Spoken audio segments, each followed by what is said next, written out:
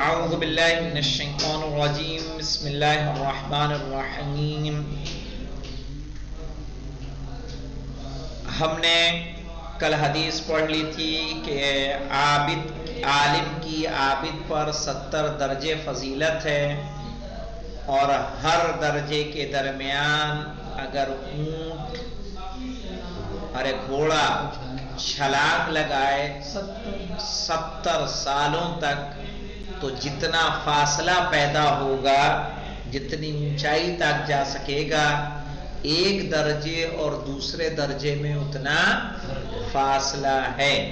چجائے کہ عالم عابد سے 70 درجہ، تو سوچئے کہ کس مقام و منزل پر اس کی عظمت موجود ہے. آج ہمارے پاس حدیث ہے، پڑھیے. من خرج فی طلب العلم فهو فی سبیل اللہ حتی یرجع. ہاں دیکھیں، سبیل خدا، راہ خدا ایک اہم چیز ہے. من طلب العلم، جس نے علم کو طلب کیا. من خرج فی طلب العلم، جو نکلا علم کے طلب کرنے میں. فهو فی سبیل اللہ، تو وہ کسی اور راہ میں نہیں ہے، وہ راہ خدا میں ہے. کب تک؟ حتی یرجع، یہاں تک کہ پلٹ آئے.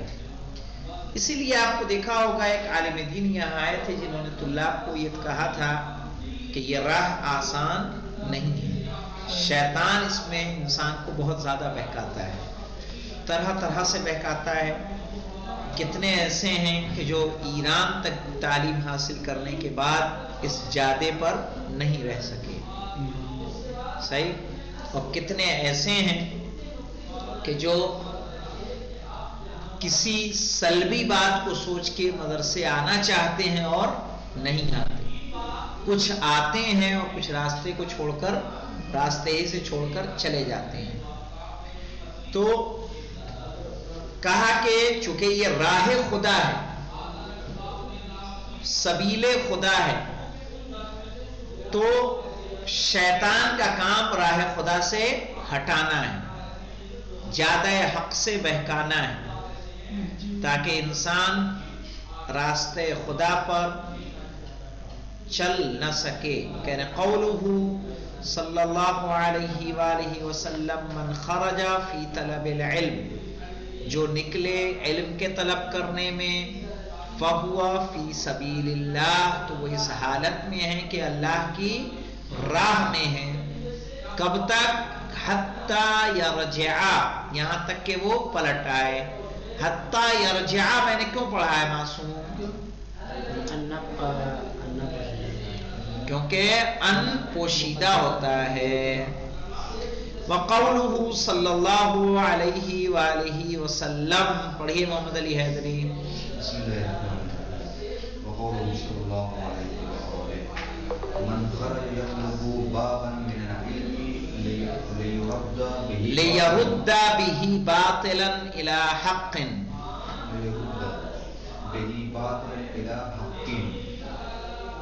وزالا الى هدى كان عمله كعبادة 40 عاما. من خرج یطلب بابا من العلم، جو نکلے کہ علم کا ایک باب حاصل کرے. لیرد به باطلا الى حق، تاکہ اس کے ذریعے سے باطل کو پلٹا دے کس کی طرف؟ حق کی طرف. وضالا الى هدى، اور گمراہ کو کدھر پلٹا دے؟ ہدایت کی طرف. کان عملہ کعبادت 40 عاما، تو اس کا یہ عمل 40 سال کی عبادت کی طرح ہے. اگر آپ کسی ایک انسان کو حق سے، باطل سے حق کی جانب، گمراہی سے ہدایت کی جانب لے کر آ جائیں، تو سوچئے کہ جو ایک عالم دین تقریر کرتا ہے، اس کی تقریروں میں اگر اتنا اثر پایا جائے کہ بے نمازی نمازی ہو جائے. صحیح ہے. گناہ کرنے والا اپنے گناہوں سے باز آ جائے. حق کو مارنے والا، جس کا حق غصب کیا ہے، اس کے حق کو پلٹا دے. تو وہ کیا ہوگا؟ اس کی عبادت، اس کا یہ عمل 40 سال کی عبادت کے مثل ہے۔ سوچیے کتنی عبادت آدمی کر لے گا، کتنی کر سکتا ہے۔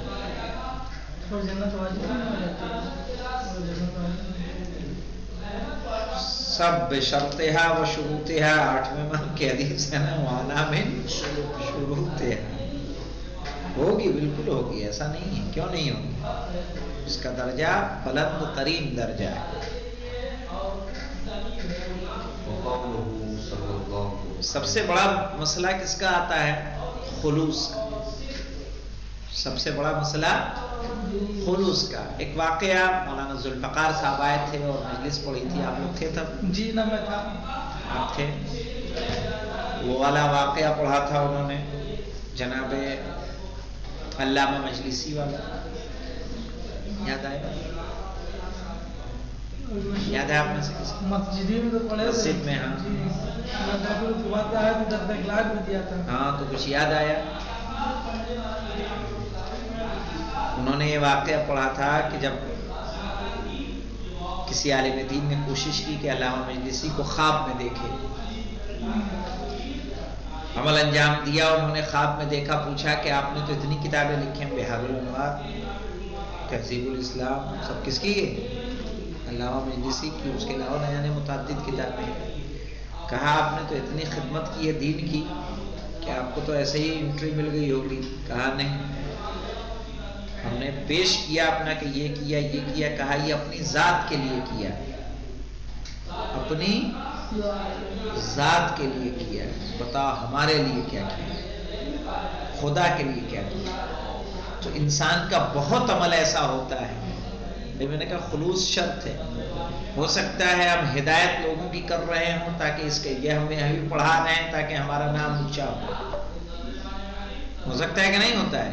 یاسین حسین ہر جگہ مشہور ہو جائیں، ہم ہدف یہ لے کے چلیں گے تو بتائیے عمل قبول ہوگا کہ نہیں ہوگا؟ نہیں ہوگا، چونکہ عمل شہرت، نیت میں ہمارے کیا ہے؟ شہرت ہے، تو اللہ شہرت دے گا، باقی اور کچھ دینے والا آخرت میں نہیں ہے۔ جو طلب کرے گا وہ دنیا ہی میں عطا کر دے گا۔ ایک ہے کہ یہی عمل ہم خلوص سے کریں، اس نیت سے کریں کہ جس میں شہرت طلب نہ ہو بلکہ اصلاح معاشرہ ہو، اصلاح طلاب ہو، زیادہ سے زیادہ لوگوں کو ہدایت و علم پہنچانا ہو۔ دونوں میں فرق آئے گا کہ نہیں آئے گا عمل میں؟ تو کہا آپ نے کیا کیا؟ کہا یہ کیا یہ کیا یہ کیا۔ کہا سب تم نے؟ کہا حج کیا،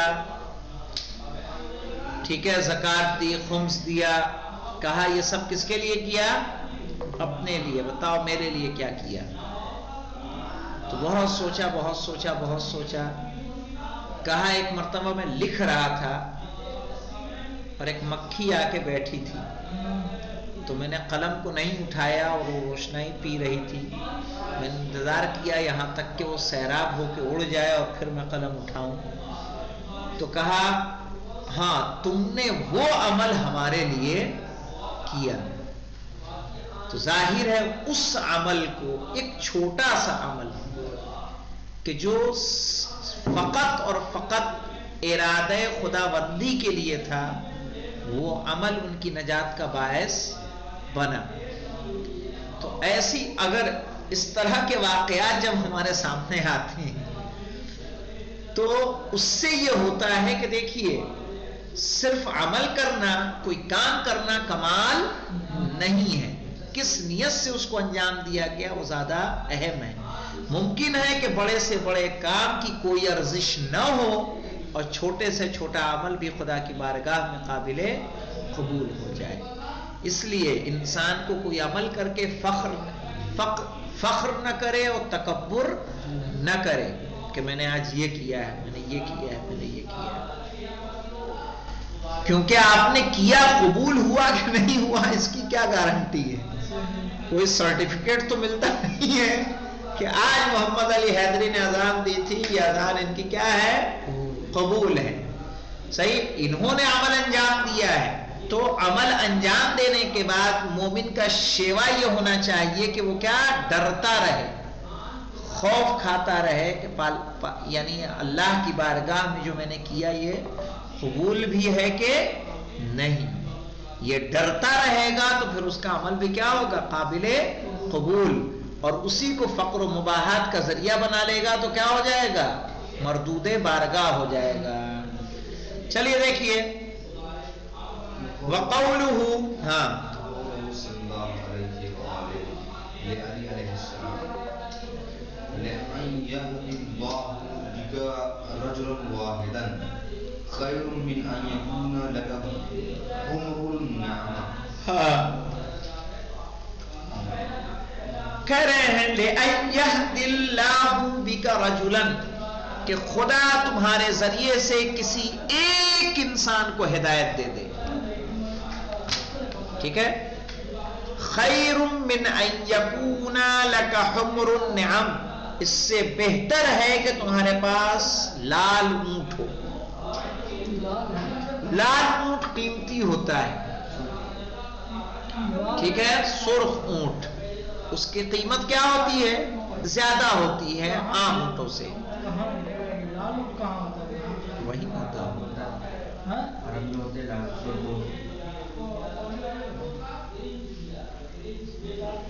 ٹھیک ہے. تو کہا کہ تمہارے پاس دنیا کی دولت ہو اس سے بہتر کیا ہے؟ یعنی اس کا اگر ہم معنی نکالیں گے تو کیا ہوگا؟ چونکہ ایک قیمتی شے ہے سرخ اونٹ. کہا دنیا کی دولت تمہارے پاس ہو اور صرف ایک آدمی ہدایت پا جائے تمہارے ذریعے تو یہی تمہارے لیے کیا ہے؟ بہتر ہے. اس سے بہتر ہے کہ تمہارے پاس یہ دنیا کی دولت موجود ہو، آسائش موجود ہو. اس لیے ہمیشہ یاد رکھنا، کوئی عمل کرنا، کوئی کام کرنا، کوشش کرو. شیطان کیا کرتا ہے؟ دیکھیں شیطان کا کام کیا ہوتا ہے. شیطان کا کام ہوتا ہے کہ آپ کو نیک عمل سے باز رکھے.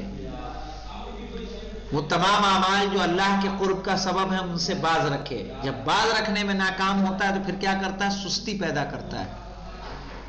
سمجھ رہے ہو؟ سستی پیدا کرے گا تاکہ دھیرے دھیرے دھیرے دھیرے سستی میں آپ پورا اسی کو کیا کر دیں گے؟ چھوڑ دیں گے.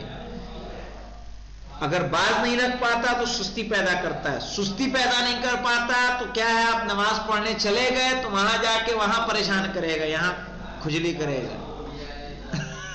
آدمی کھجاتا ہے وہاں کے چوٹی کاٹتا ہے کان میں، سر میں. پھر کیا ہے؟ تاکہ کتنا بھی ہو سکے وہ انسان کو راہ خدا سے ڈسٹرب کر سکے. کوشش پوری ہے کہ نہ جائے، مسجد ہی نہ جائے. دوسری کوشش جا رہا ہے تو تھوڑا سست کر دیا. الحمدللہ سست ہے آدمی. ایک ہے کہ نہیں پڑھ رہا ہے تو اس کی نماز خراب کرے. پھر ابھی یہ کر رہا ہے، جیب ٹٹول رہا ہے، داڑھی صحیح کر رہا ہے، اب وہ بھی نہیں کر پاتا تو پھر گریہ اوزاری کرتا ہے. اگر انسان کو پریشان کرنے سے عاجز ہو جائے شیطان تو کیا کرتا ہے؟ پھر آوزاری بیان کرتا ہے کہ ہم اس کو نہیں بہکا سکے.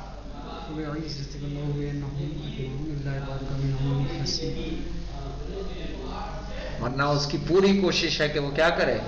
گمراہ کرے. تو ایک انسان کو آپ ہدایت دے دیں، بس ایک انسان. سوچئے کہ تعلیم حاصل کرے تو ہدف ہمارا کیا ہونا چاہیے. چلیے ایک اور پڑھیے.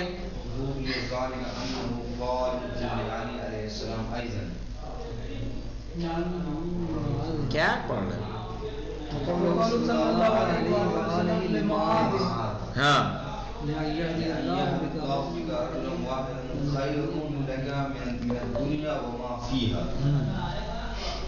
پڑھو آگے.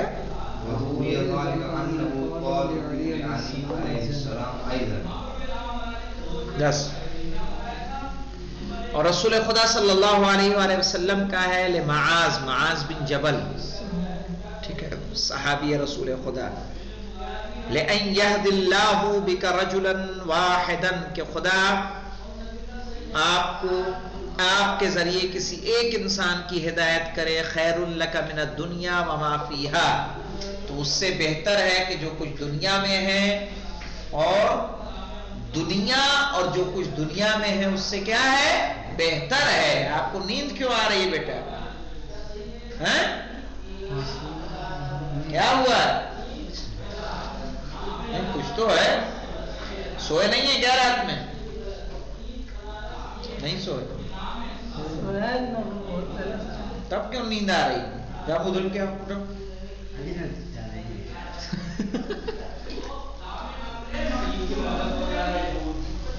کہہ رہے ہیں لَن يَهْدِ اللَّهُ بِكَ رَجُلًا وَاحِدًا خَيْرٌ لَكَ مِنَ الدُّنْيَا وَمَا فِيهَا، کہ آپ کے ذریعے خدا ایک انسان کو ہدایت دے دنیا اور دنیا میں موجود چیزوں سے سب سے بہتر ہے۔ اور یہی روایت کس سے بیان کی؟ مولا کائنات صلی اللہ علیہ السلام سے۔ ایضاً وقولہ صلی اللہ علیہ وآلہ رحم اللہ خلفائی، اللہ میرے خلفاء پر رحم کرے۔ فقیل یا رسول اللہ ومن خلفاؤک، کہ وہ آپ کے خلیفہ کون ہیں؟ کہا الذین یحیون سنتی ویعلمونہا عباد اللہ، کہ جو لوگ میری سنت کو زندہ کرتے ہیں اور اسے اللہ کے بندوں کو تعلیم دیتے ہیں، بتاتے ہیں۔ یعنی دیکھیں ہمارا سب کچھ پڑھنے کا مقصد کیا ہوتا ہے؟ سب کچھ جتنے مواد ہم پڑھ رہے ہیں کس کو سمجھنے کے لیے؟ قرآن اور حدیث کو سمجھنے کے لیے۔ اگر وہ سمجھ نہ پائیں تو کوئی بیکار ہے کہ نہیں بیکار ہے؟ نحو پڑھنا، صرف پڑھنا کس کام کا؟ اصل منبع شریعت کہاں ہے؟ قرآن اور حدیث۔ تو ساری کاوش و کوشش جتنی ہے وہ اسی کو سمجھنے کے لیے۔ سمجھ گئے؟ تو الذین یحیون سنتی، جو لوگ زندہ کرتے ہیں میرے سنت کو، ویعلمونہا عباد اللہ، اور اسے دوسروں کو اللہ کے بندوں کو تعلیم دیتے ہیں، وہ زمین پر رسول خدا صلی اللہ علیہ وآلہ وسلم کے خلیفہ ہیں، کہ جن کے لیے رسول نے کہا رحم اللہ خلفائی، کہ اللہ میرے خلفاء پر رحم کرے۔ الحمدللہ رب العالمین۔